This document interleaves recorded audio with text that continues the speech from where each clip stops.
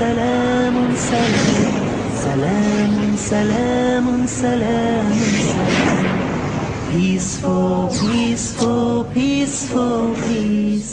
Peaceful, peaceful, peaceful, peace.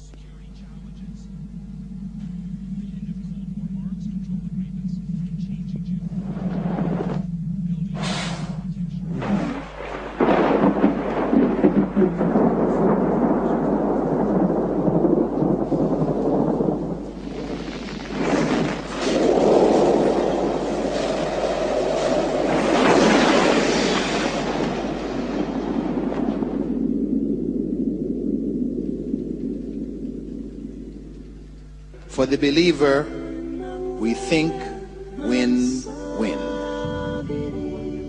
We win when good comes, good befalls us, life is good, we're living well. We don't forget Allah, because good wealth can be a test. So we don't forget Allah, we remember Allah. In fact, remembering Allah in times of ease and success is far more difficult than remembering Allah in times of difficulty. Sabr and shukr are wonderful things. Sabr and shukr are wonderful things. Sabr and shukr are wonderful things. Sabr and shukr are wonderful things. Sabr and shukr are wonderful things. Sabr and shukr are wonderful things. Sabr and shukr are wonderful things. Sabr and shukr are wonderful things. Sabr and shukr are wonderful things. Sabr and shukr are wonderful things. Sabr and shukr are wonderful things. Sabr and shukr are wonderful things. Sabr and shukr are wonderful things. Assalamu alaikum wa rahmatullahi wa barakatuh.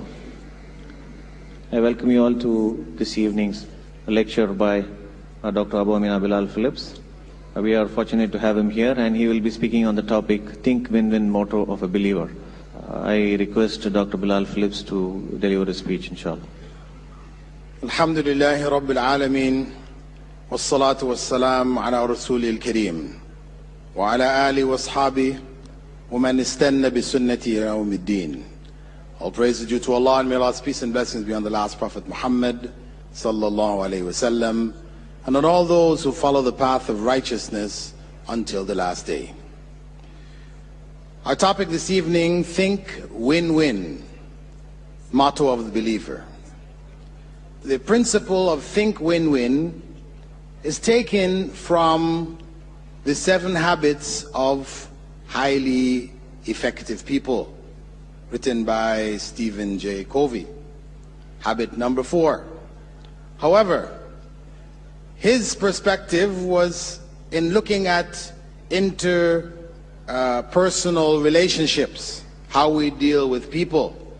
Whereas what I am looking at is the Islamic philosophy on human interaction with the world around us. It includes people, as well as the events in our lives, the circumstances in which we are born, etc. And it's all inclusive, not restricted only to interpersonal relationships. But before going to look at that principle, win-win for the believer, let us look at the philosophy of the disbeliever, which will help us to understand more clearly the win-win philosophy of the believer. As we know in our declaration of faith, we say, La ilaha illallah. We deny the falsehood first of the false worshipping of false gods, and then we establish the worship of the true God. So let us look at the philosophy of the disbelievers with regards to life in general. We find that their philosophy is win-lose. The philosophy of the disbelievers with regards to their relationship to the world around them is one of win-lose. What do I mean?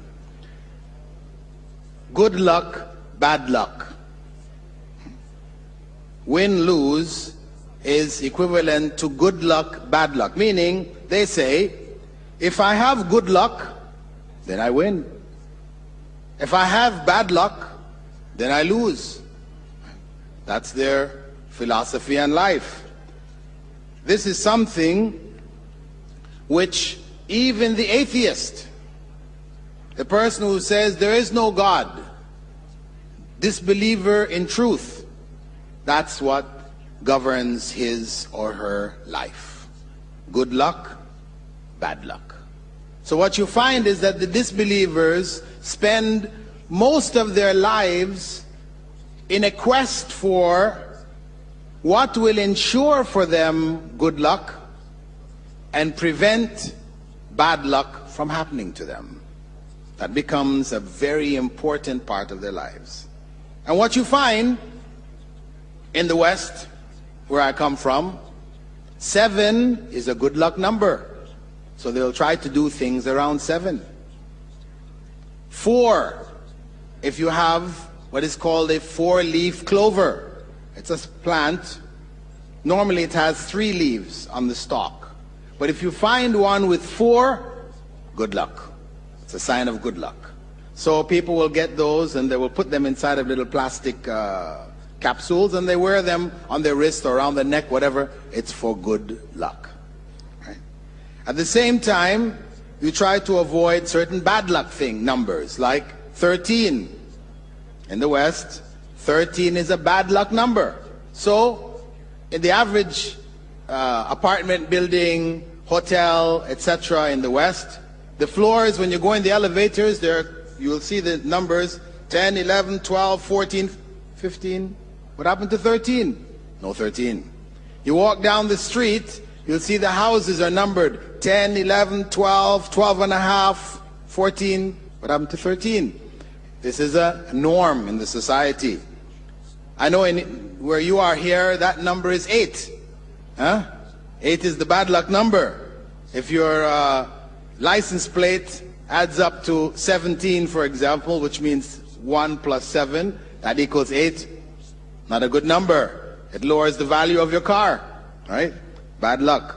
Also, you have widows. If a widow comes in your presence, it's bad luck. You don't want to have widows around you. Dead bodies. The dead body crosses you when you're leaving your home. Oh, bad day. Firewood. Also the Dobie. And you have a calendar here for bad hours of the day. Your Ragu Kalam, right? And your Yamagandam, right? These are all bad luck. 4 hours every day are bad luck hours. Don't try to do anything good in these hours, right? And so you have a series of these kinds of charms that people seek out to protect themselves from evil and to bring for themselves good luck. We can laugh about that in regards to other people's beliefs, but unfortunately, cultural Muslims have their own substitutes. Don't we? So our numbers, we have 19. 19 becomes a good luck number because the Basmala, Bismillahir Rahmanir Rahim, is made up of 19 letters. So we have some Muslims who, for them, 19 is an auspicious number and they favor it. And the 99 names of Allah. People believe that if you recite a certain name of Allah, your wife can't have a baby. Okay, recite this name of Allah so many times, blow it over water and drink it after Maghrib, having fasted that day, and your wife's gonna have a baby. Similarly, some people believe that, your business is not good. Okay, so you take another name of Allah, Ar-Razzaq, for example, then you make a piece of bread, right? When you're making your bread, so you squeeze the flour in the shape of Ar-Razzaq. Then you cook it, right? You have a loaf of bread with Ar-Razzaq and you eat that. Inshallah, you're going to be successful. What is this? This is charms, amulets, turning the names of Allah into good luck charms, which has no basis from the Sunnah of Rasulullah sallallahu alaihi wasallam. Also, we have miniature Qur'ans. Qur'ans that are made 1 inch by 1 inch, by 1 inch thick. People discover them and boast about how they have the smallest Quran in the world. What is this Quran good for? You put it in a locket, you wear it around your neck, believing that it's going to protect you from evil. So we turn the Quran into a good luck charm. Because that Quran is not for reading. You open it up, the letters are so small you would need a magnifying glass, a microscope actually, to read what is written on there. So this is the way in general of the disbelievers in general, as well as poor or weak believers, cultural Muslims, Muslims who live by custom and tradition and not according to the Quran and the Sunnah. The Quran and the Sunnah as it was understood by the Sahaba. Not the Quran and Sunnah as it was understood by you and I, by modern Muslims, the modern interpretations. No, the Quran and the Sunnah as it was understood by the companions of the Prophet sallallahu alaihi wasallam. They best understood it. So, if we leave now the disbeliever understanding of win-lose and we come over to the Islamic understanding, the Islamic philosophy of win-win, it is based on the Islamic worldview that this world is fundamentally a test.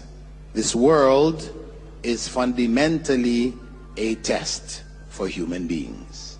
As Allah said in Surah Al-Mulk, verse 2, الذي خلق الموت والحياة ليبلوكم أيكم أحسن عملا. The one who created death and life in order to test which of you is best in deeds. And in Surah Al-Kahf, verse 7, إِنَّا جَعَلْنَا مَا عَلَى الْأَرْضِ زِينَةً لَهَا لِنَبْلُوَكُمْ أَيُّهُمْ أَحْسَنُ عَمَلًا. Indeed, I have placed, what I have placed on the earth is an adornment for it, in order to test which of them is best in deeds. So Allah has identified clearly the purpose of this world. This world is a test. Not a test for Allah to find out which of us is best in deeds, because it's something He already knew. Before Allah created this world, He already knew which of us is best in deeds.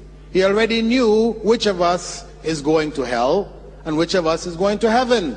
This was already known by Allah subhanahu wa ta'ala. Ramadan beckons us to give our zakat, an important fard and a pillar of Islam. Several fatwas of distinguished scholars of Islam worldwide state that zakat can be given to support a non-profit Islamic satellite channel whose aim is to spread the truth of Islam. Every dollar you contribute helps Peace TV to refute allegations against Islam, misconceptions about Quran. What better choice do you have to spread the truth of Islam than Peace TV? Support Peace TV. Send your zakat and donation to Islamic Research Foundation International, Islamic Bank of Britain, Coventry Road, Birmingham, UK. Account number 011-32301. Sort code 300083. From those around. Not a single African tribe ever worshipped images before the white man came. Not one. They all worship God. Ahmad Didan. Different name, but the concept same. Islamic. He is a Muslim. He doesn't know. He's got the wrong label on. The Christian has Christianized him and make them to worship Jesus Christ. We have done nothing, really. Islam in Africa, in Man with a Mission. Coming soon on Peace TV. नजात उन्हीं लोग को हासिल होगी जो लोग ईमान लाते हैं। वो इंसान जो अल्लाह ताला के साथ किसी को शरीक ठहराता है, उसको हकीकत का इल्म नहीं है। कामयाब हुआ वो इंसान जिसने अपने नफ्स का तज़किया किया। वो खाना जिसके ऊपर गैरुल्लाह का नाम लिया हो वो खाना हराम है। ज़कात ये इंसान के माल को पाक और साफ करता है। नमाज बेहयाइयों और मुनकर से रोकती है। गुलशने ईमान हर पीर, बुध और जुमा शाम 6 बजे यूके में और शाम 7 बजे यूरोप में पीस टीवी पर।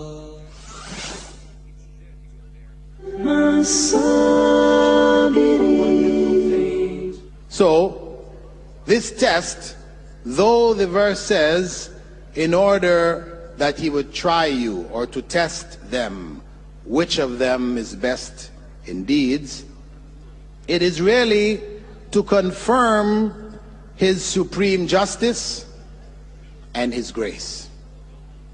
His supreme justice for the disbelievers. Why?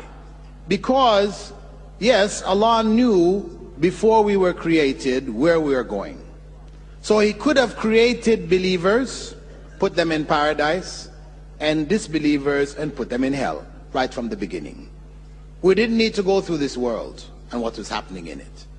He could have done that because he knows what we are going to do. However, because of the fact that those who would be placed in paradise would never